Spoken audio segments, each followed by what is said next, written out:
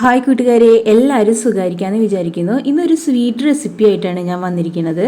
കുട്ടികൾക്കെല്ലാം ഒരുപാട് ഇഷ്ടപ്പെടുന്ന ഒരു റെസിപ്പിയാണ് കേട്ടോ. അപ്പോൾ വീഡിയോയിലേക്ക് നമുക്ക് കടക്കാം. ഒരു പാനിലേക്ക് ഞാൻ 1 കപ്പ് വെള്ളം ഒഴിക്കുന്നുണ്ട്. ഇതിലേക്ക് കുറച്ച് ഉപ്പിട്ട് കൊടുക്കുന്നുണ്ട് കേട്ടോ. ഒരു 1/4 ടീസ്പൂൺ ഉപ്പിട്ട് കൊടുക്കുന്നുണ്ട്. പിന്നെ ഇതിലേക്ക് ഞാൻ 3/4 കപ്പ് ചവ്വരിയാണ് ഇട്ട് കൊടുക്കുന്നത്.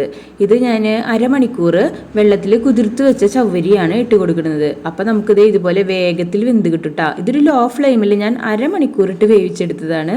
അപ്പോൾ ഇത് ഇതുപോലെ ഇങ്ങനെ ട്രാൻസ്പെറൻറ്റ് പോലെ ആയി വരും കേട്ടോ ഈ ചവ്വരി. അപ്പോൾ നമുക്കിത് വെന്തെന്ന് മനസ്സിലാക്കാം. ഇതിലേക്ക് ഞാനൊരു 1/2 കപ്പ് പഞ്ചസാര ഇട്ട് കൊടുക്കുന്നുണ്ട്. ഇനി പഞ്ചസാര ചേർത്ത് നമ്മളിത് നന്നായി ഇളക്കി കുറുക്കിയെടുക്കണം കേട്ടോ. ഇതിലെ വെള്ളമെല്ലാം വറ്റിച്ചെടുക്കണം. പിന്നെ ഞാനിതിലേക്ക് ചേർത്ത് കൊടുക്കുന്നത് ഫുഡ് കളറാണ്. ഇത് ഞാനൊരു യെല്ലോ ഫുഡ് കളറാണ് ചേർത്ത് കൊടുത്തിരിക്കുന്നത്. അപ്പോൾ വീഡിയോ കാണുന്ന എല്ലാവരും സബ്സ്ക്രൈബ് ചെയ്യാതെയാണ് വീഡിയോ കാണുന്നതെങ്കിൽ എല്ലാവരും ഒന്ന് സബ്സ്ക്രൈബ് കൂടി ചെയ്യാം കേട്ടോ. ഇനി ഞാനിതിലേക്ക് നെയ്യ് ചേർത്ത് കൊടുക്കുന്നുണ്ട്.